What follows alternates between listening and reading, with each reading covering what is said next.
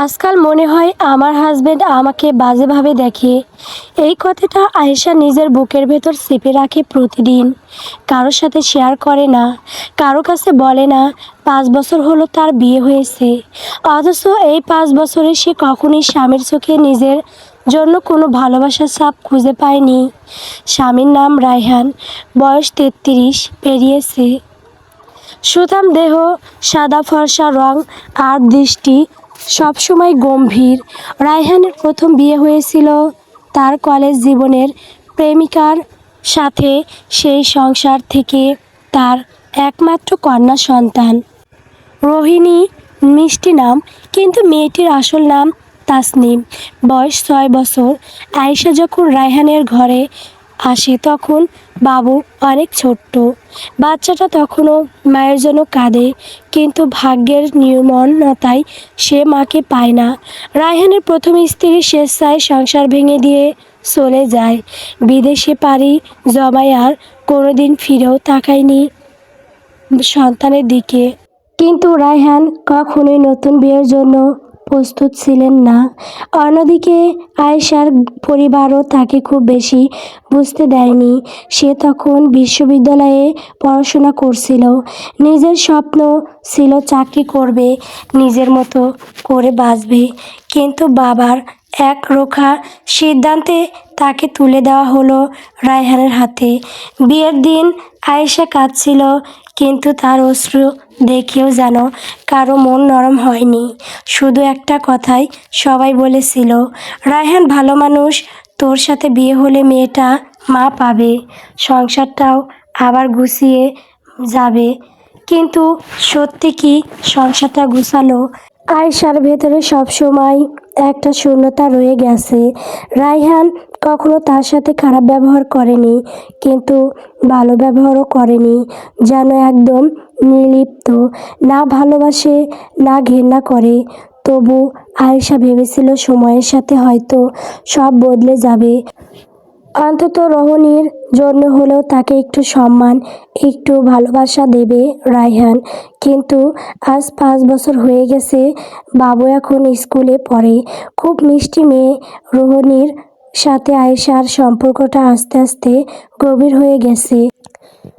রোহিণী তাকে মা বলে ডাকে, আগলে ধরে, কোলের মধ্যে ঘুমায়। কিন্তু রোহিণীর বাবার কাছে আয়েশা যেন শুধু একটা দায়িত্ব। রাতগুলোতে আয়েশা প্রায়ই মনে মনে ভাবে, এই ঘরে আমি আসলে কে? স্ত্রী, না শুধু একটা ছায়া যে ঘরের কাজ করে, বাচ্চাকে সামলায়, সমাজের চোখে একটা মা হয়ে বেঁচে থাকে। রায়হান আর আয়েশার এখনও কোনো সন্তান হয়নি। হয়নি বলতে রায়হান নিতেই চায়নি। আয়েশা অনেক ইচ্ছা ছিল কেউ একজন আসলে রোহিণীর সাথে খেলার সাথী হবে, কিন্তু এই কথাটা কোনোদিনও রায়হানকে বলা হয়নি। কখনো কখনো আয়েশা চুপি চুপি আয়নায় দাঁড়িয়ে নিজের দিকে তাকায়। ফর্সা গায়ের রং, লম্বা কালো চুল, চেহারায় বয়সের ছাপ এখনো পড়েনি। কিন্তু রায়হান কেন তার দিকে ভালো করে তাকায় না? কেন অন্য মেয়েদের মতো তার হাত ধরে না? কেন তার চোখে ভালোবাসা জমে না? এই প্রশ্নের উত্তর আয়েশা আজও পায়নি। রাত 10:30। রায়হান অফিস থেকে ফিরেছে। খাওয়া দাওয়া শেষ করে টিভির সামনে বসে খবর দেখছে। আয়েশা চুপচাপ রান্নাঘর গুছাচ্ছে। হঠাৎ রোহিণী দৌড়ে এসে আয়েশার আঁচল ধরে বলল, মা, তুমি কি আমাকে ঘুম পাড়াবে আজ? আয়েশা হাসি মুখে বলল, অবশ্যই মা, চলো। রোহিণীকে নিয়ে সে রুমে চলে গেল। বাবু বুকের ভেতর মাথা গুঁজে ঘুমিয়ে পড়ল, কিন্তু আয়েশার চোখে ঘুম এলো না। কেমন অদ্ভুত এক শূন্যতা তাকে গ্রাস করলো। মনে মনে বলল, আমি কার জন্য এতদিন এই সংসারে আছি? রোহিণীর জন্য, নাকি সমাজের ভয়ে, নাকি সেই অদৃশ্য ভালোবাসার অপেক্ষায় যা হয়তো কোনোদিন আসবেই না? বাইরে হঠাৎ বৃষ্টি শুরু হলো। বৃষ্টির টুপটাপ শব্দে মনে হলো যেন তার বুকের ভেতরের কান্নায় আকাশে মিলিয়ে যাচ্ছে। কিন্তু সেই রাতেই ঘটল একটা ছোট্ট ঘটনা, যা হয়তো ভবিষ্যতের অনেক কিছু বদলে দেবে। আয়েশা রোহিণীকে ঘুম পাড়িয়ে রুম থেকে বেরিয়ে বারান্দায় দাঁড়িয়েছিল। হঠাৎ দেখলো রায়হানও সেখানে এসে দাঁড়িয়েছে। বৃষ্টির ফোঁটা পড়ে কাঁধ ভিজে যাচ্ছে, চোখে মুখে ক্লান্তি রেশ ফুটে উঠছে।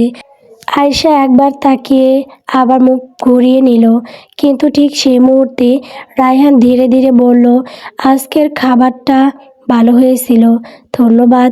এমন সাধারণ একটা কথাও আয়েশার বুক কেঁপে উঠল, কারণ 5 বছরে সে প্রথমবার শুনল স্বামীর মুখে কোনো প্রশংসা।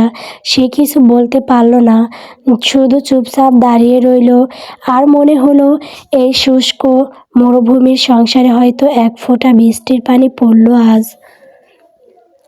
রাত গভীর হয়ে এসেছে, বৃষ্টির শব্দে চারপাশ ভিজে এক অদ্ভুত নীরবতা নেমে এসেছে।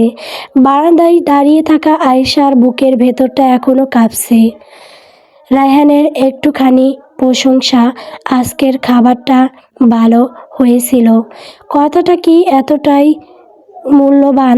হ্যাঁ, 5 বছরের সংসারে এই একটা কথাই যেন আয়েশার কাছে জ্বর তুলেছে। সে ধীরে ধীরে নিজের রুমে ঢুকে পড়ল। রোহিণী তখন গভীর ঘুমে। বাচ্চার মুখের দিকে তাকিয়ে আয়েশা বুক ভরে গেল। ভাবল, হয়তো এই সংসারে আমার আসল সম্পর্ক রোহিণীর সাথেই। রায়হানকে যদি নাই পাই, অন্তত রোহিণীর জন্য এই ঘরটা আমার। কিন্তু তারপরই মনে হলো, আজ যে ছোট্ট প্রশংসাটা সে পেয়েছে, ওটা কি কেবল সৌজন্য, নাকি আসলে রায়হানের মনের ভেতর জমে থাকা কোনো বরফ গলতে শুরু করেছে? পরদিন সকালবেলায় শহরের আকাশ এখনো মেঘলা। রায়হান নাস্তার টেবিলে বসে চুপচাপ খবরের কাগজ পড়ছে। আয়েশা রুটি ডাল ডিম সাজিয়ে দিল। রোহিণী পাশে বসে স্কুল ড্রেস পরে খেতে লাগলো। হঠাৎ রোহিণী উচ্ছ্বাস নিয়ে বলল, মা, তুমি কি বিকেলে আমাকে স্কুল থেকে নিতে আসবে? আজকে আমাদের আঁকাআঁকির প্রতিযোগিতা। আয়েশা এসে মাথা নাড়ল, অবশ্যই আসবো মা, আমি জানি তুমি ভালো আঁকবে। রোহিণী খুশিতে হাততালি দিল। এই ছোট্ট মেয়েটার আনন্দই আয়েশার সব দুঃখ ভুলিয়ে দেয়।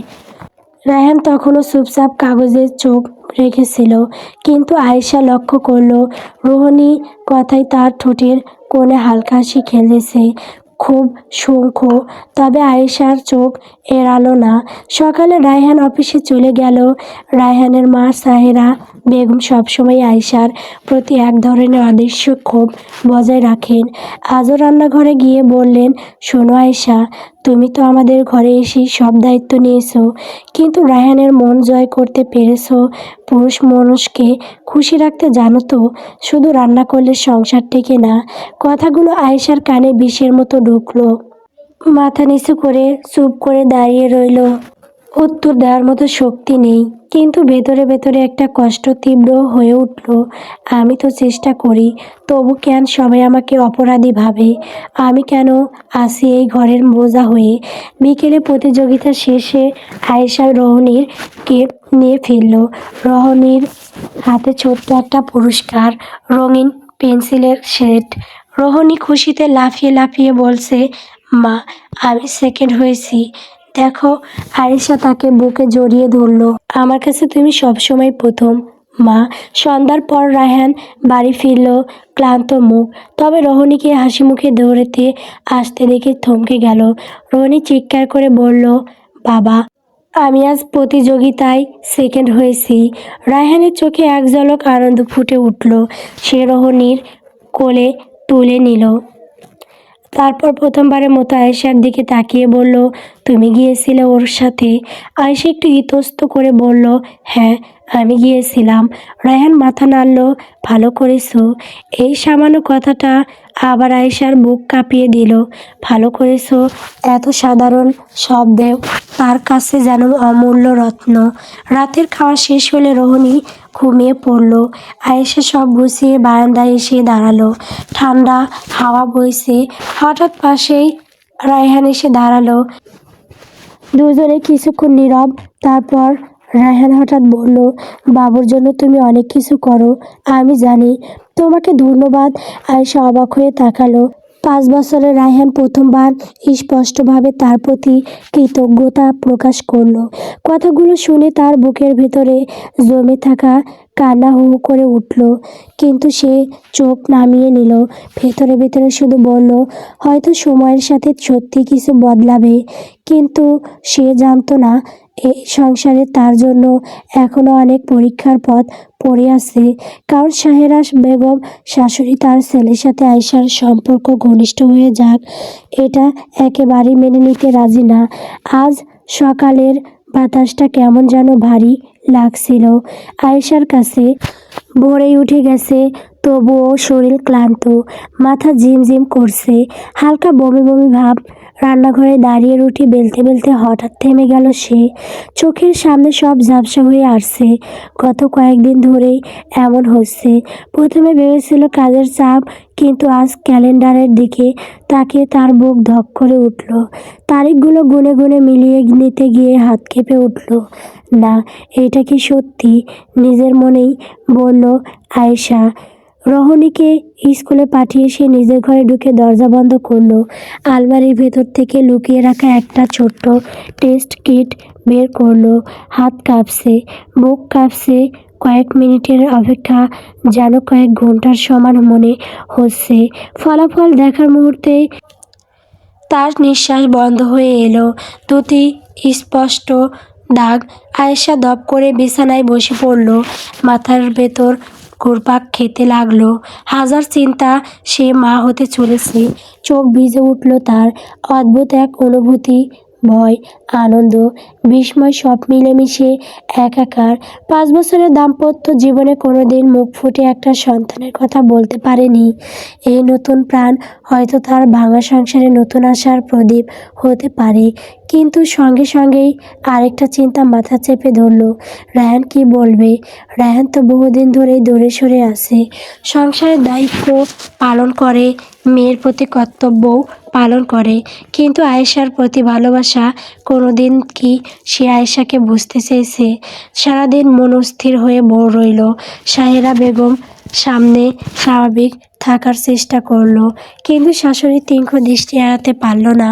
দুপুরে সাহেরা বেগম হঠাৎ বললেন, কি হয়েছে তোমার? মুখ শুকনো কেন? আয়েশা চমকে উঠল। না, কিছু না।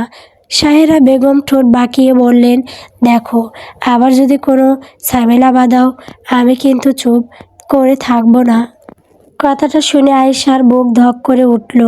তিনি কি কিছু আজ করতে পেরেছেন? বিকেলে রোহিণীকে নিয়ে সময় কাটালেও তার মন অন্য কোথাও। ছোট্ট মেয়েটা খুশিতে গল্প করছে, আর আয়েশা বারবার পেটের ওপর হাত রেখে অনুভব করতে চাইছে ভেতরে কি সত্যি একটা প্রাণ বেড়ে উঠছে। রাত হলো, রায়হান ফিরল স্বাভাবিক মতোই, ক্লান্ত, চুপচাপ। খাবার টেবিলে নীরবতা। রোহিণী নিজের গল্প বলে চলেছে। রোহিণী ঘুমিয়ে পড়ার পর আয়েশা সাহস সঞ্চয় করলো, আজ না বললে আর পারবে না। বারান্দায় দাঁড়িয়ে থাকা রায়হানের পাশে গিয়ে ধীরে বলল, আপনার সাথে একটা কথা ছিল। রায়হান চোখ না তুলেই বলল, কি কথা?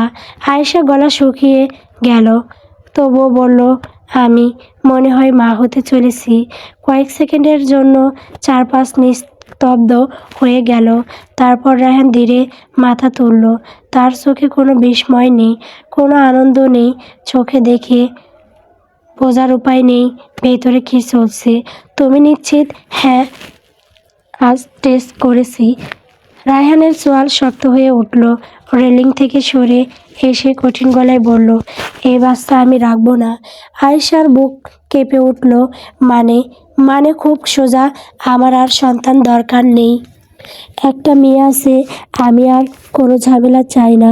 ঝামেলা? শব্দটা যেন আয়েশার কানে বাজলো। তুমি কালই ডাক্তারের কাছে যাবে, অ্যাবর্শন করাতে হবে। আয়েশা যেন জমে গেল। আপনি আপনি চাইছেন আমি আমার সন্তানকে মেরে ফেলি? রায়হান বিরক্ত হয়ে বলল, ড্রামা করো না। এই কথাটা যেন তার বুক ছিঁড়ে গেল। 5 বছর আগে যখন রোহিণী আসছিল, তখনও কি সে এমন ছিল? নাকি এটা আয়েশার সন্তান বিদায় আজ এই ব্যবহার? নাকি সময়ই মানুষটাকে বদলে দিয়েছে? আয়েশার চোখ বেয়ে পানি গড়িয়ে পড়ল। আমি পারবো না, আমি এটা পারবো না। রায়হান গম্ভীর গলায় বলল, তাহলে ভেবে নাও, আমার সিদ্ধান্ত বদলাবে না। আয়েশা আর কিছু বলল না। কোনো রকমে কান্না চেপে রোহিণীর পাশে গিয়ে শুয়ে পড়ল। ঘুম কি আদৌ আসবে? রায়হান এখনও বারান্দায় দাঁড়িয়ে রইল। সকালবেলা রোহিণী টেবিলে বসে নাস্তা করছে। রায়হান রেডি হয়ে নিচে এলো। আয়েশা রোহিণীর পাশে দাঁড়িয়ে আছে। রায়হান ঠান্ডা গলায় বলল, একটু পর রেডি থাকবে, একটা কাজ শেষ করে এসে তোমায় নিয়ে হাসপাতালে যাব। কথা বাড়িয়ে লাভ নেই, আমি সিদ্ধান্ত পাল্টাবো না। ঠিক তখনই পেছন থেকে সাহেরা বেগমের কণ্ঠ ভেসে এলো। কিসের সিদ্ধান্ত? দুজনেই চমকে তাকালো। রায়হান দ্রুত বলল, রোহিণী, ভেতর থেকে স্কুল ব্যাগ নিয়ে এসো ফার্স্ট। ওকে বাবা। রোহিণী ভেতরে চলে যেতেই সাহেরা বেগম আয়েশার দিকে এগিয়ে এসে নিচু গলায় বললেন, পেট বাঁধিয়েছো নাকি? আয়েশা লজ্জায় মাথা নিচু করলো। নিজের সন্তান চাওয়ার কি পাপ? সাহেরা বেগম ঠান্ডা গলায় বললেন, এই সংসার আরেকটা বাচ্চা আনলে সংসার ভেঙে যাবে। রায়হান ঠিকই বলেছে, আজকের মধ্যে ব্যবস্থা করো। চারপাশ যেন অন্ধকার হয়ে এলো আয়েশার কাছে। আমি একা, একদম একা। রায়হান আর কোনো কথা না বলে ভেতরে চলে গেল। সায়রা বেগমও চলে গেলেন। বারান্দায় দাঁড়িয়ে আয়েশা পিঠের ওপর হাত রাখলো। চোখ দিয়ে অশ্রু ঝরছে অবিরত। তুমি কি শুনছো? তোমার বাবা তোমাকে চাই না, ফিস করে বলল আয়েশা। তার ভিতরে অদ্ভুত এক শক্তি জেগে উঠল। মা হওয়া মানে শুধু জন্ম দেওয়া নয়, রক্ষা করাও দায়িত্ব। কিন্তু সে কি পারবে একা লড়তে? এ বাড়িতে যেখানে তার অস্তিত্বই প্রশ্নবিদ্ধ। দুপুর হয়ে এলো। রায়হান এখনো ফেরেনি। ঘরে ফিরে টেবিলের ওপর রাখা রোহিণীর ছবিটা হাতে নিল আয়েশা। ছোট্ট মেয়েটার মুখে যেন মায়ায় শেষ নেই। সে ভাবলো, যদি রোহিণী না থাকতো তাহলে হয়তো এতদিনে সে ভেঙে পড়তো, হয়তো না সংসারটা ও থাকতো না। কিন্তু এখন তার ভেতরে আরেকটা প্রাণ। কি হবে কিছু বুঝতে পারছে না। তবু বুকের ভেতর একটাই প্রতিজ্ঞা জন্ম নিল, আমি মা, আমার সন্তানের জন্য আমি লড়ব। ঠিক তখনই বাইরে গাড়ির হর্নের শব্দ শোনা গেল। এসেছে। তবে কি সত্যি বাচ্চাটা রাখা হবে না? গাড়ির হর্নের শব্দ যেন মৃত্যুদণ্ডের ঘোষণা হয়ে কানে বাজলো আয়েশার। বুকের ভেতরটা শুকিয়ে গেল। পেটের উপর রাখা হাতটা শক্ত করে চেপে ধরল সে। মনে হচ্ছিল, এই মুহূর্তে যদি কেউ তাকে জড়িয়ে ধরে বলতো সব ঠিক হয়ে যাবে, তাহলে হয়তো সে ভেঙে পড়তো না। আয়েশা বের হয়নি দেখে রায়হান ভেতরে চলে এলো। রায়হান ভেতরে ঢুকেই ঠান্ডা গলায় বলল, রেডি হও, সময় নেই। আয়েশা শেষবারে রায়হানকে অনুরোধ করলো, কিন্তু না, রায়হানের চোখে কোনো মায়া নেই, আছে শুধু কঠোরতা। হাসপাতালের করিডরটা আজও যেন অদ্ভুত নীরব হয়ে আছে। সাদা দেওয়াল, জীবাণু নাশকের গন্ধ সব মিলিয়ে শ্বাসরুদ্ধকর পরিবেশ। ফর্মে সই করতে গিয়ে আয়েশার হাত কেঁপে উঠল।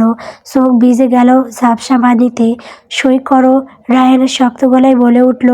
কাগজে নিজের নামটা লিখতে গিয়ে মনে হলো সে নিজের সন্তানকে নিজের হাতে অস্বীকার করছে। কিছুক্ষণ পর সব শেষ যাবে। অপারেশন থিয়েটার থেকে বের হওয়ার সময় আয়েশার চোখ দুটো নিস্তেজ। ভেতরের এক টুকরো আলো যেন চিরতরে নিভে গেছে। বাসায় ফিরে সে নিঃশব্দ হয়ে গেল। কথা বলে না, হাসে না, শুধু ফ্যাল করে তাকিয়ে থাকে। মাঝে মাঝে নিজের পেটের ওপর হাত রেখে ফিস করে, তুমি কোথায় গেলে? রায়হান প্রথম দুদিন স্বাভাবিক থাকার চেষ্টা করলো, কিন্তু গভীর রাতে আয়েশার চাপা কান্না তার ঘুম ভাঙিয়ে দিলেই। একদিন বারান্দায় দাঁড়িয়ে সিগারেট ধরাতে গিয়ে হাত থেমে গেল। মনে পড়ে গেল সেই মুহূর্তটা যখন আয়েশা তার হাত জড়িয়ে ধরে বলেছিল, আমি পারবো না। বুকের ভেতর যেন কিছু একটা অনুভব হলো। সে কি খুব তাড়াহুড়া করে ফেললো? কিন্তু অনুতাপ প্রকাশ করার সাহস তার নেই। নিজের সিদ্ধান্তকে সে যুক্তি দিয়ে ঢেকে রাখে। সংসারের শান্তির জন্যই করেছি। দিন যেতে লাগলো। আয়েশার ভেতরে জমতে লাগলো বিষাদ আর দম বন্ধ করা রাগ। কিন্তু সেই রাগের কারণ সে খুঁজে পেল না। রায়হানের দিকে তাকালেই মনে হয় নিজের বাসার খুনি তার সামনে দাঁড়িয়ে আছে। সায়রা বেগমের সামনে সে আরও নীরব হয়ে থাকে। রাগ গিয়ে পড়ল সবচেয়ে নির্দোষ মানুষের উপর, রোহিণী। দুপুরবেলার রোহিণী ধরে এসে বলল, মা, খুব খিদে পেয়েছে, ভাত দিবে? আয়শা চুপচাপ বসেছিল, চোখ দুটো লাল হয়ে আছে।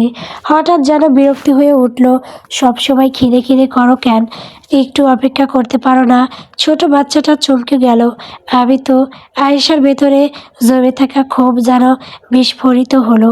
রান্নাঘরে গিয়ে তাড়াহুড়ো করে ভাত বেড়ে আনলো। গরম ডাল ভাত এর ওপর দিয়ে রোহিণীর সামনে শব্দ করে রাখলো। অন্য সময় হলে খাবার ঠান্ডা না হওয়া পর্যন্ত রোহিণীকে ছুঁতে দিত না। রোহিণী বলল, মা, গরম। আয়েশা ডালের বাটিটা রান্নাঘরে রাখতে যাচ্ছিল। হঠাৎ আয়েশার হাত ফসকে বাটিটা উল্টে গেল। গরম ডালের সিটে রোহিণীর হাতে পড়তে মেয়েটা চিৎকার করে উঠল, আহ মা, জ্বলছে! চিৎকার শুনে রায়হান দৌড়ে এলো। মেয়ের লাল হয়ে যাওয়া হাত দেখে তার চোখ রাগে জ্বলে উঠল। তুমি পাগল হয়ে গেছো নাকি? আয়েশা নিঃশব্দ দাঁড়িয়ে রইল, চোখ দুটো অনুভূতি শূন্য হয়ে আছে। হ্যাঁ, আমি পাগল হয়ে গেছি। আমার সব কিছু শেষ করে দেওয়ার পর কেউ ঠিক থাকে? রায়হান আর থমকে গেল। তার ভেতরে জমে থাকা অপরাধ বোধটা যেন আচমকা মাথা তুলে দাঁড়ালো। সে কিছু বলতে পারল না। রায়হান ওষুধ আনতে রুমের দিকে গেল। রোহিণী কান্না থামিয়ে হঠাৎ মায়ের দিকে তাকালো। ছোট্ট হাতটা এগিয়ে দিয়ে বলল, মা, তুমি কাঁদছো কেন? বাবা তোমাকে বকবে না, আমি বাবাকে বলে দেব। তুমি রাগ করো না। এই কথাটা যেন বজ্রঘাতের মতো আঘাত করলো আয়েশার হৃদয়ে। যে মেয়েটার উপর সে রাগ ছাড়ছে সেই মেয়েটাই তাকে রক্ষা করতে চাইছে। সাহেরা বেগম রোহিণীর আওয়াজ শুনে বের হয়ে এলো। দেখি দেখি কি হয়েছে? ও মা, কতটা পড়ে গেছে দেখেছো? এরপর আয়েশাকে উদ্দেশ্য করে বলল, এই তুই ইচ্ছে করে ফেলেছিস না? তোর সন্তান না আসাই রায়হান ঠিক করেছে। একদম, তুই তোর মরা বাচ্চার জন্য এরকম করেছিস। যদি বেঁচে থাকতো তাহলে তো রহণীকে তুই গলা টিপে মেরে ফেলতি। এই জন্য রায়হান বাচ্চাটাকে রাখেনি। আয়েশা ক্ষোভে ফেটে পড়ল, আপনারা সবাই মেরেছেন আমার সন্তানকে। আপনারা সবাই খুনি। আপনার মনে একটু দয়া মায়া নেই? আপনার তো নিজেরও সন্তান আছে। আমার কষ্টটা একটু বুঝতে পারছেন না? আপনার নিজের সন্তানকে যদি পৃথিবীর আলো দেখার আগেই মেরে ফেলে তখন কেমন হবে? আমার সন্তানকে খুন করেছে ওর নিজের বাবা, আমি কিছু করতে পারিনি। আয়েশা কাঁদতে কাঁদতে হাঁটু গেড়ে বসে পড়ল, হাত দিয়ে মুখ চেপে চিৎকার করে কাঁদছে। সাহেরা বেগম হতবিহ্বল হয়ে তাকিয়ে রইল। আয়েশা যে ওনার সাথে এভাবে কথা বলবে এটা কোনোদিন কল্পনাও করেনি। ছোট মেয়েটি নিজের কান্না ভুলে আয়েশার দিকে ফ্যালফ্যাল করে তাকিয়ে আছে। ইতিমধ্যে রায়হান উপস্থিত হলো। মলমটা সাহেরা বেগমের হাতে দিয়ে বলল, ওকে লাগিয়ে দাও। রায়হান আয়েশার কাছে গিয়ে আয়েশার বাহু ধরে টেনে উঠায়। আয়েশাকে উন্মাদ এর তো রুমের দিকে টেনে নিয়ে যেতে লাগলো। এই মুহূর্তে রায়হানকে দেখে যে কেউ ভয় পেয়ে যাবে। সাহেরা বেগম আটকাটে চাইলেন, কিন্তু রায়হান কথা থামিয়ে দিয়েছে। আমি মায়ের কাছে যাব। দাদু, বাবা কেন মাকে টেনে নিয়ে যাচ্ছে? সাহেরা বেগম রোহিণীর হাত ধরে বললেন, আগে আয় রুমে, ওষুধ লাগিয়ে দিই। আজকে আমার সাথে ঘুমাবি? না, না, আমি মায়ের সাথে ঘুমাবো। আচ্ছা, আগে তোকে ওষুধ লাগিয়ে দিই। সায়রা বেগম রোহিণীকে ভুলিয়ে রুমে নিয়ে গেল। এইদিকে রায়হান আয়েশাকে রুমে এনে এক ধাক্কা দিয়ে ছেড়ে দিল। ধাক্কাটা এত জোরে দিয়েছে যে আয়েশা গিয়ে আলমারির সাথে গিয়ে লাগলো। রায়হান আয়েশাকে আলমারির সাথে চেপে ধরে বলল, গল্প দ্বিতীয় বউ। গল্পটি কেমন হয়েছে কমেন্ট করে বলবেন। পরবর্তী পর্ব পাওয়ার জন্য সবাই আমার চ্যানেলটিকে সাবস্ক্রাইব করবেন। ধন্যবাদ।